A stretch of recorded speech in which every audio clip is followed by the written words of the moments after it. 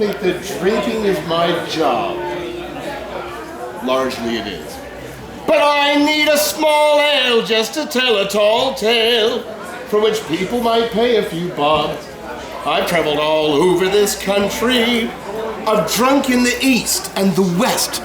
But from Lancing to Wick, I can march double quick, for the pubs up in Yorkshire are best.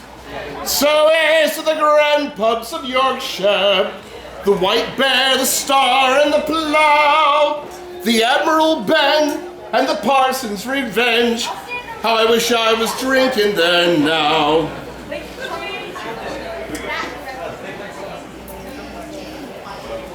I have spent the better part of my existence on this earth striving to find out as much as I possibly can about drink. Not just any drink, inebriating drink. And not just because it's inebriating drink, but inebriating drink we owe quite a lot to. It makes me dangle my participles, first of all. Now, inebriating drink largely is why we became a civilized culture. I know it's kind of hard to figure that, but let's deconstruct this, shall we? Yes.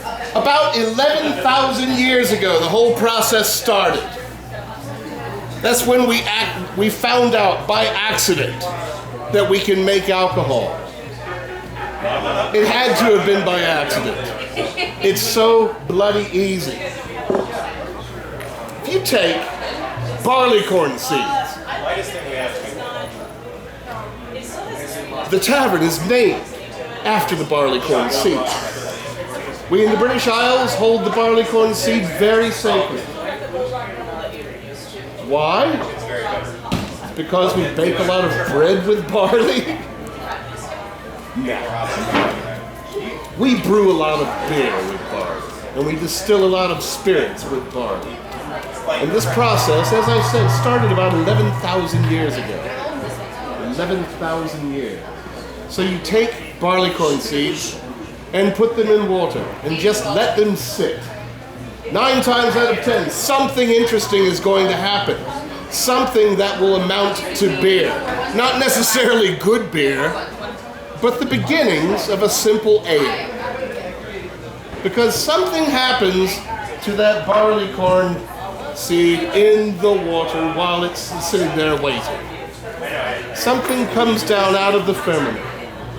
Something without odor, something that cannot be seen by the naked eye, something unfathomable. And it lands in that pan and starts a process called fermentation. Now, at a time in history where mankind was very, very apt to just accept everything that happens as it happens, without question, without investigation, because it was an act of God. At a time when thinking was along those lines, the question of beer was different. Why didn't they just say God made this pan of seeds and water into beer? No, they didn't. They knew that there was something else, a catalyst. They had a name for it, this invisible substance.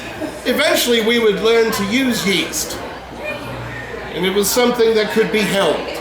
Something that actually could be physically applied to the process. Originally, though, it was left up to chance.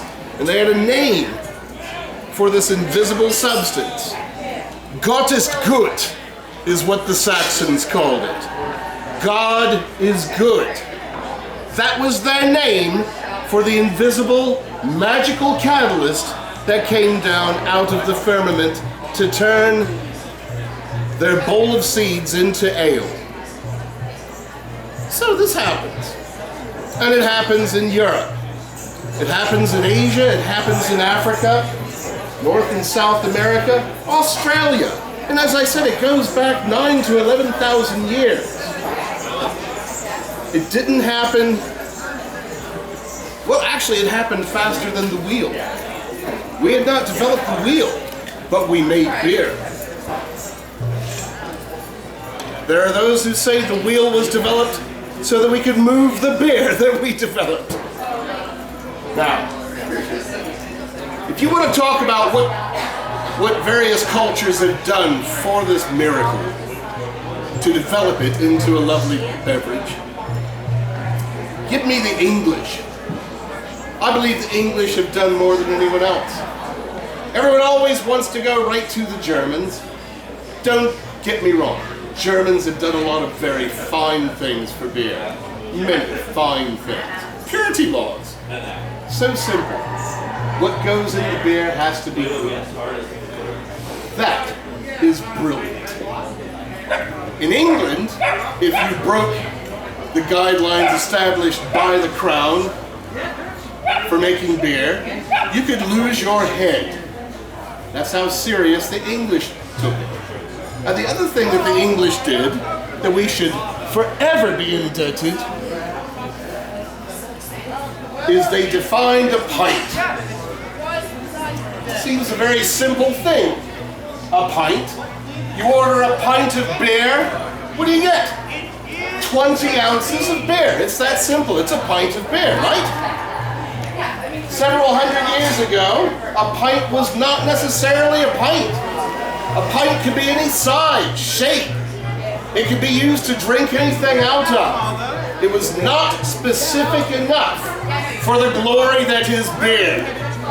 The Crown changed all that and established the imperial system of measurements for beer, ale, and cider. It starts off with this, say it after me, please. Pint pot! Pint pot! As I said earlier, 20 imperial ounces. Not too big, not too small. Does not empty too soon, does not stay full too long. It is the beer that Goldilocks picked. Right, say it after me, please. Half a pint! Half a pint! 10 imperial ounces. Think of it as a smaller pint. Venture to guess why we need a smaller pint next to this manly 20-ounce pint. Because women can't handle a full 20 ounces of beer. You know that's crap. I know that's crap. Here's the thing. When man established a male-dominated society, we took very, very keen measures on making sure that the opposition looked weaker than us. And by proclaiming that you can't drink as much because, well, it's physically impossible, how could you ever dominate our society? It was that simple. Now, the thing is, we would let women drink as many half pints as they wanted. The system fell apart, and now everyone drinks out of the same size vessel. Huzzah to that! Huzzah! Right? Say it after me, please. Jewel pot! Jewel pot! 5 imperial ounces. Right, we're going on a theme here. Care to venture why we have an even smaller pint? Children! Children, exactly! Children! Papa bear, mama bear, and baby bear. Look at that. It's adorable. Now, children routinely go round pub with mom and dad on a regular basis. Water is a very dangerous thing to drink, so they don't. But they drink plenty of beer, just like mom and dad. That's probably most of their diet as well. If they're middle class or lower, they probably consume more beer than any other food stuff. Which isn't so bad. I mean, Queen Elizabeth herself feels that beer is every bit an English commodity of great importance as wool is. So, every morning, Her Majesty starts off her day with 2 quarts of beer for breakfast.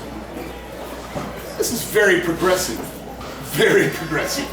I mean, all the other nobles on her court Drink wine. Oh, that's very nice. It's very nice.